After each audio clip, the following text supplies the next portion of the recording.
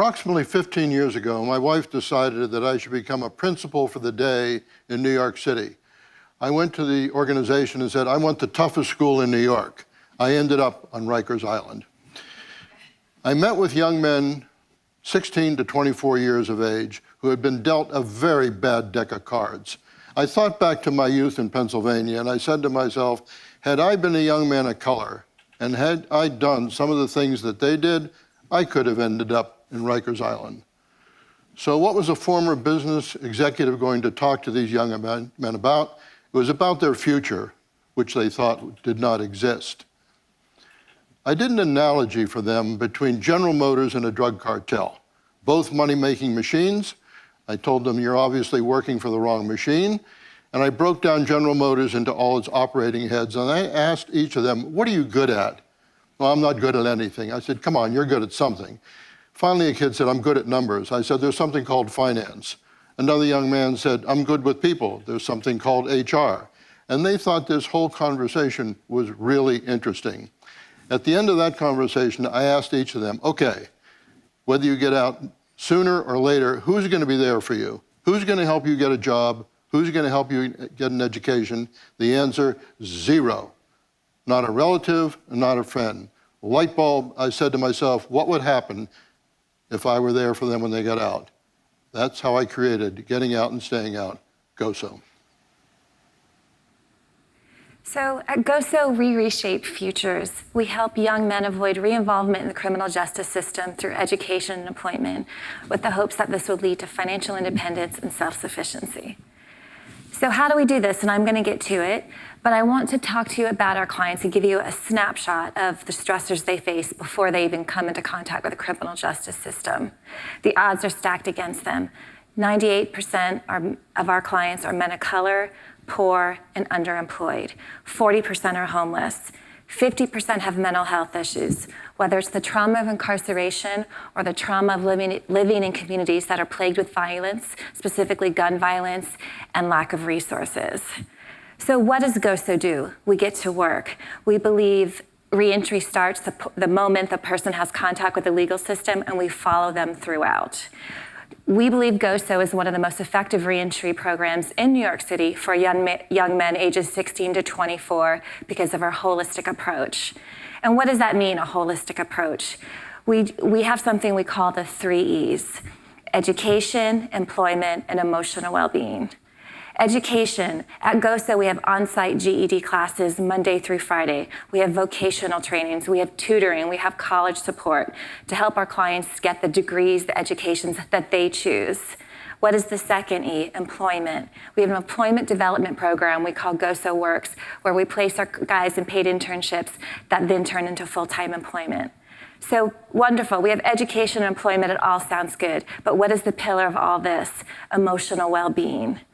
Education and employment are not attainable or sustainable without emotional well-being. So often our clients have internalized the messages they've been told. You are nothing, you will be nothing. So they take that in and they think, what's the point? This is what people have told me and it's coming true. So what do? We work with our clients. We hire licensed social workers to do group work, individual work, to build on coping skills, anger management, and to build that emotional resiliency and have them really examine their self-worth. Our work with our clients is to help them rewrite these narratives, one that are negative, where the client feels no sense of purpose, to one of hope.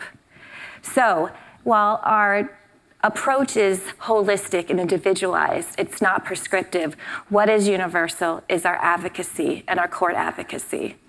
At GOSO, we literally pack the courts when a client has a case to show the DAs and the judge that our client has a whole team of support and guidance behind them. We have helped clients avoid jail and prison time altogether or reduce sentencing time and probation time. These are game changers. These are life changers. These help our clients stay in the community where they are doing good things. Since 2017 until now, a combination of over 800 court letters and appearances have been made. or written for GOSO staff, by GOSO staff to support our clients in getting out and staying out, our ultimate goal. Remember, when you have an open legal case, you feel like you're living in suspense. You don't know what's going to happen. So GOSO comes in and provides support, walks with their clients to say, it is meaningful what you do. Thanks. Our success rate's phenomenal. Against a national average of 67%, less than 15% of GOSO guys return to prisons and jails. Approximately 4 months ago, I was invited to the White House to talk about criminal justice reform directly with the President and the Attorney General. I tried to impress upon the President the $80 billion cost, knowing he's interested in infrastructure. I mentioned that could build an awful lot of bridges and tunnels. Second, break it down into cost per client. Anywhere between 75 and Rikers Island cost almost $150,000 a year to incarcerate. Our cost, $6,000 a year.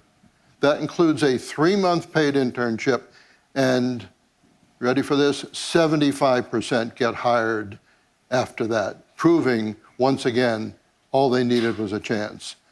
I then addressed the Attorney General. I said, sir, mandatory drug sentencing does not work. The Rockefeller drug laws did not work.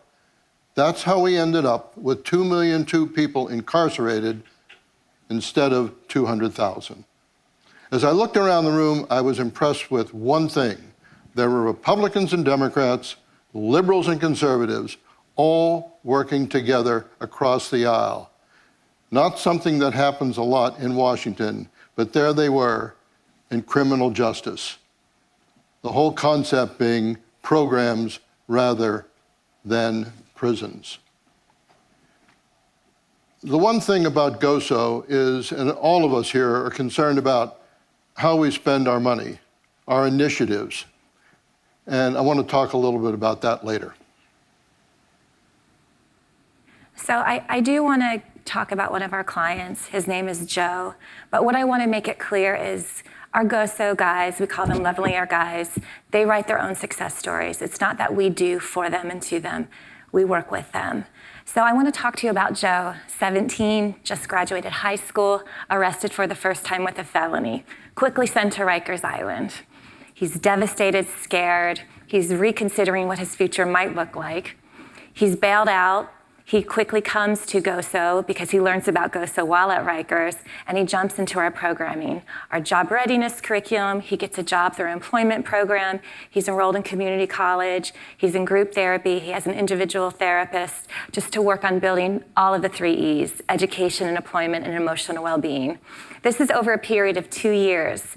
Over 2 years, we go to court every month with Joe to let the judge and the DA know how well Joe is doing. So 2 years we're following Joe. He's still in school. He's doing amazing. Recently, Joe, the felony was just dropped to a misdemeanor, and that is a game changer. Joe is facing up to 3 years prison time.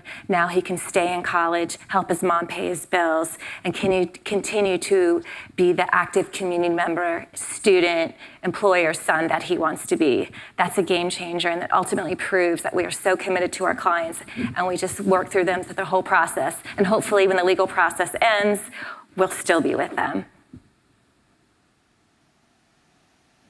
Every organization I'm here today, I'm sure, faces funding issues. We have a guiding principle. We have a rule that any initiative, anything that we do at GOSO has to have value added. What is the value added? The value added is what allows our guys to get jobs that move to careers and furthering their education. That's the acid test.